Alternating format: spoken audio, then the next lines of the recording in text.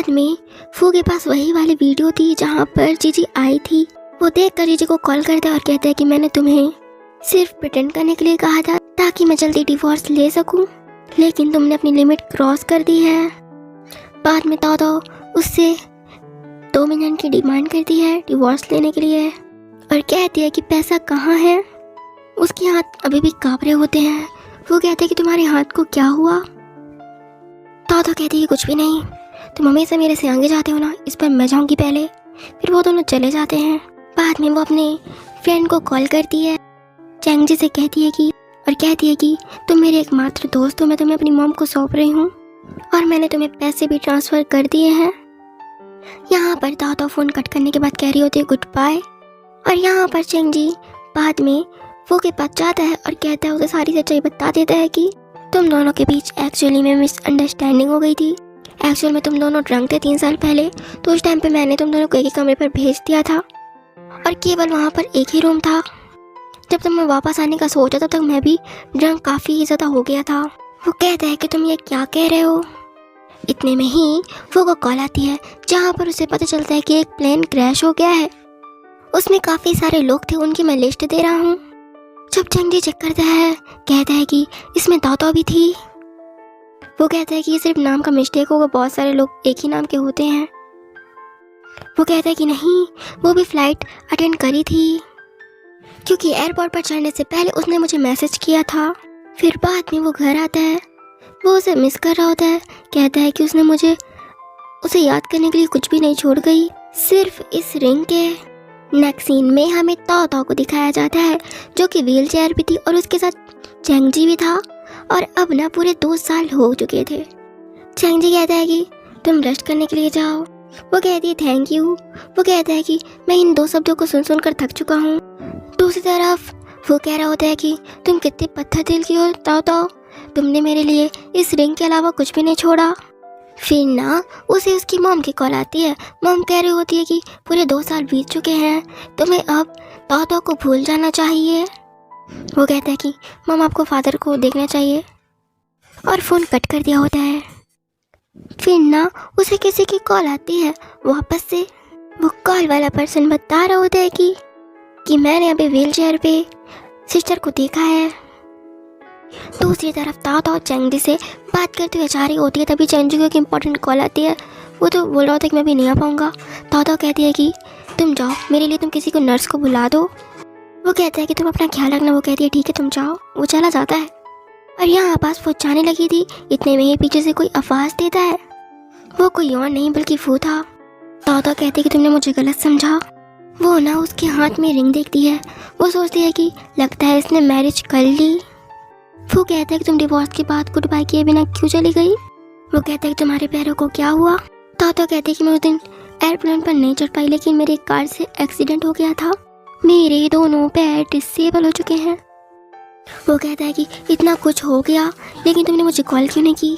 वो कहती है कि हम डिवोर्सड हैं, फिर मुझे तुम्हें क्यों परेशान करना चाहिए, और वैसे भी मेरे जीने और इस दुनिया से जाने से तुम्हें क्या ही फ़र्क पड़ता है। और कहते हैं कि बहुत बातें कर ली, अब तुम जा सकते हो। फिर वो चला जाता है। वो जब जा ही रहा होता है तभी उसे रास्ते में चैंगजी मिल जाता है। वो चैंगजी का कॉलर पकड़कर कहता है कि तुम उसके बारे में सब जानते थे ना, तुम दोनों ने प्लानिंग की थी उसके साथ भागने की। चैंगजी कहता है कि बस करो, वो जब उठी तो उसने पहले मुझे कॉल की, तुमने उसकी कदर नहीं की, तुम इतना चिंतित हो क्यों हो, तुम्हारा इसमें कोई काम नहीं है। दूसरी तरफ तातो के पास उसकी मॉम होती है और उसका गला दबाने लग गई थी उसकी मॉम। इतने में ही वापस वो आता है और उसे बचाता है। खैर वो तो यहाँ पर बेहोश हो गई थी। नेक्स्ट सीन में जब उसे होश आता है वो कहता है कि तुम ठीक हो, ये मेरी गलती थी, मुझे तुम्हारी मॉम को यहाँ नहीं लाना चाहिए था। इतने में ही बाहर से आवाज़ आती है कि एक बंदा कोई कूद रहा है, कहीं ये मेरी मॉम ना हो, मैं जा रही हूँ। वो कहता है कि रुको मैं देख कर आता हूँ। बाद में जब वो वापस आता है तो उसकी हालत काफ़ी ख़राब थी। जियांग कहती है कि क्या मेरी मॉम ठीक है। वो कहता है कि चिंता मत करो, तुम्हारी मॉम बिल्कुल ठीक है। तातो कहती है कि तुम्हें क्या प्रॉब्लम है। वो तो यहाँ पर बेहोश हो जाता है। बाद में चैंगजी बताता है कि ये तुम्हारी मॉम को बचा रहा था, इस वजह से उसका हाथ खिंच गया है, उसके हाथ में काफ़ी ज़्यादा दर्द होगा। अब फू को भी होश आ गया होता है।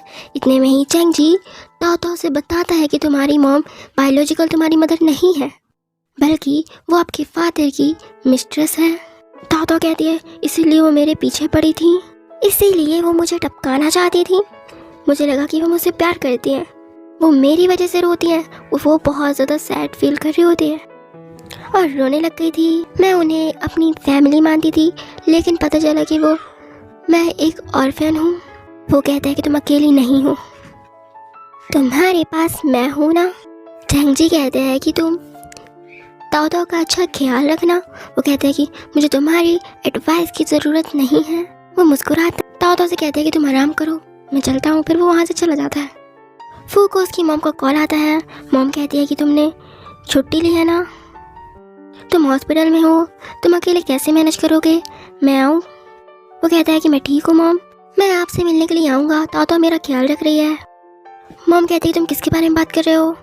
एक्चुअल में सबको तो यही पता था ना कि ताओ इस दुनिया से जा चुकी है, इसलिए उसकी मॉम इस तरह पूछ रही होती है। वो कहती है हेलो मॉम। मॉम कहती है ये तुम ही हो ना, तुम देखने के लिए वापस क्यों नहीं आती जब तुम ठीक हो तो। ताओ कहती है कि मैं अभी नहीं आ सकती। मॉम कहती है कि मुझे जानकर बहुत खुशी है कि तुम जिंदा हो, ये और भी अच्छा होगा कि तुम फू के साथ दोबारा मैरिज कर लो। फू कहता है कि ठीक है मॉम, जब हम लोग एक बार छुट्टी पर जाएंगे तो फिर मैं दोबारा से काम करेंगे।